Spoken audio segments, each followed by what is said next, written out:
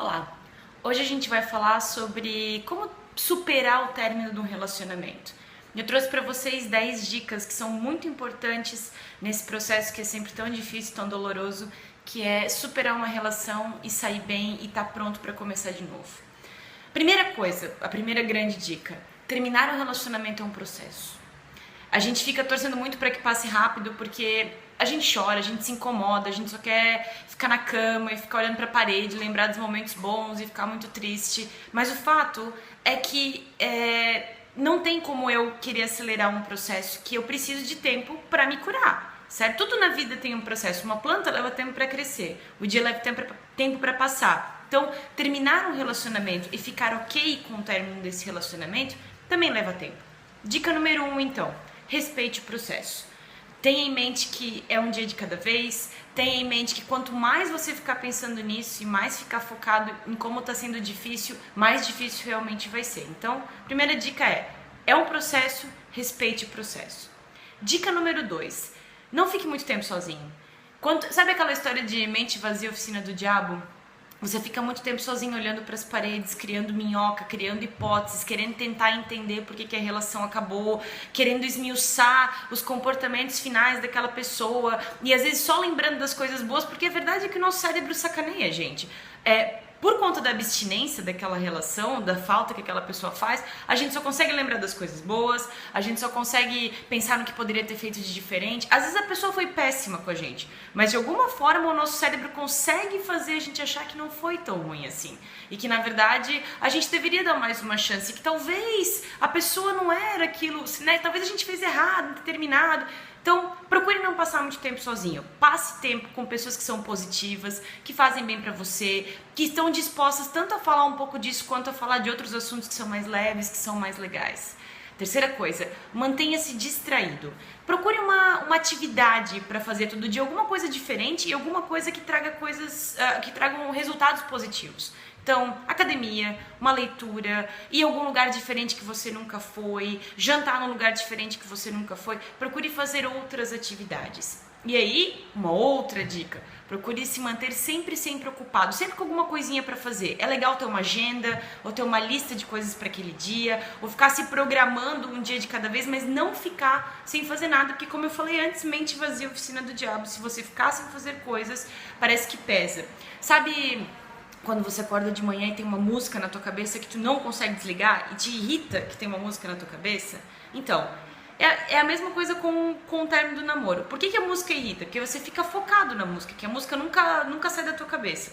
Quando é que ela vai embora? Quando você para de se importar e se foca em outras coisas. Então isso vai te ajudar muito, quando tu te focar em outras coisas que não no namoro. E à medida que você se distrai, você dá tempo pro seu coração começar um processo de cura. Porque se você ficar pensando muito naquilo, o excesso de foco torna o problema muito maior do que ele é. Então isso pesa bastante.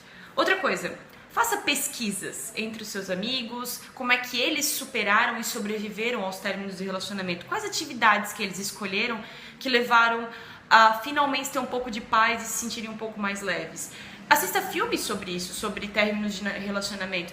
Não recomendo aquelas comédias românticas muito água com açúcar, mas tem vários filmes por aí que mostram muito como é que é o processo do início ao fim de você sair do fundo do poço e se sentir melhor. Tem livros também sobre isso, tem grupos na internet ou até grupos às vezes na sua cidade de pessoas que se reúnem para falar do que elas estão sentindo e como está sendo difícil para elas. O grupo de apoio pode ajudar muito, é sempre bom saber que não tem só você naquela situação, que mais gente está sofrendo com a mesma coisa.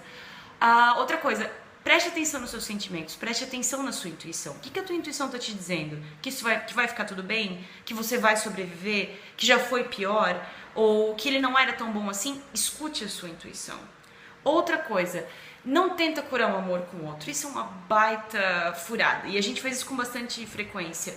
Geralmente, quando a gente rapidamente ocupa o nosso coração, é porque a gente não quer sofrer, a gente não quer ter que lidar com aquela coisa pesada do término do outro namoro. E a outra pessoa nova que tá entrando, coitada, é capaz de sofrer com isso também, porque você não tá muito emocionalmente disponível, não tá querendo ficar muito com ela. No começo pode até ser bacana, depois aquela pessoa muitas vezes acaba não te servindo mais. Ela, na verdade, só servia pra dor não ficar tão pesada. Então, por mais que você tenha vontade de curar um amor com o outro, pense que você tá envolvendo pessoas que não tem nada a ver com isso e que muitas vezes só vão servir o propósito de você não sofrer.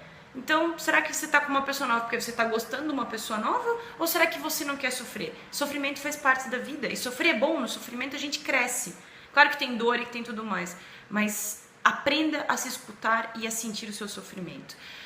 Converse com pessoas que você confia. Procure um profissional, acho que o psicólogo nessa hora pode te ajudar muitíssimo. Ou se você é uma pessoa que tem uma fé e tem uma religião, procure alguém da sua igreja ou de onde você frequenta que vai te ajudar a superar isso. Pessoas que você sente confiança. E até outras pessoas que no final podem ser que nem virem suas amigas, mas que você sente que tem alguma coisa para te ajudar. Trocar ideias sobre isso e conversar sobre isso ajuda você a digerir melhor a situação e entender o que está acontecendo. Às vezes é importante. Outra coisa, procura não passar muito tempo sozinho, né? Cerque-se sempre de coisas e de pessoas positivas. Isso é muito, muito, muito importante. E pra terminar, eu quero falar do comecinho, da primeira coisa que eu falei no começo. É um processo.